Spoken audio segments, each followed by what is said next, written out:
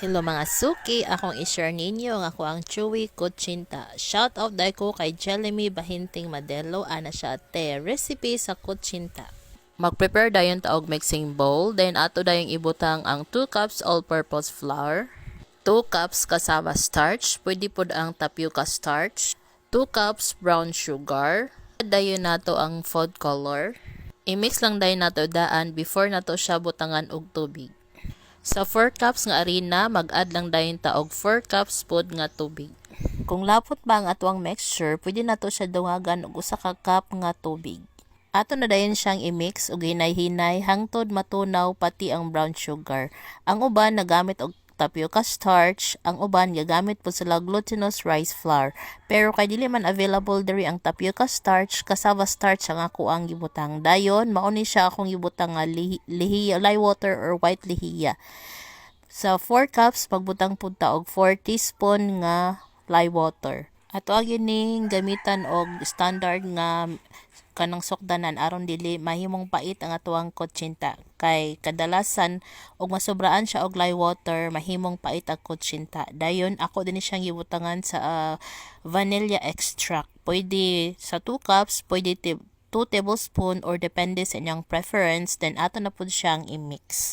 Dili maguol kung naapay bobo kay ato ni siyang salaon for 2 times. Ako kay ginasala nako ni siya og ikaduha hangtod nga ma-fine ang atwang mixture og wala na gid siya bilin nga mga kanang unsa nga glutaw-lutaw. Giduhagan lang din ako og another 1 cup, gihugas na ko aning gimixan nako og sa ako ang salaan. Sayang pod. Dayon sala din ako ikaduha sa pitchel. So much better nga pitchel inyong gamiton para dali ra paghuwad unya. Ako lang din gi-plaster ako ang molder diri sa ako ang 16 inches nga steamer. So kaning molder akong gigamit, ako ni siyang gibutangan og oil or gi-grease na kog oil para pagtanggal unya dali lang siya makuha. Dayon sa pag-steam nato since 16 inches man ang atong gamit dako man ni siya nga steamer. High heat ang akong gigamit ani nga kalayo.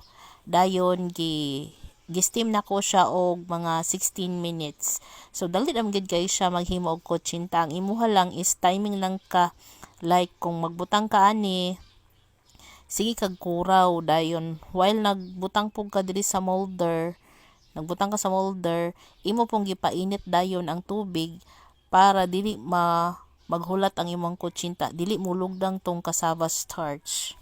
Pinakaunang luto nako sa kutsinta, ang ako ang gamit nga steamer is gamay lang siya. Sumurara siya og kanang kaldero.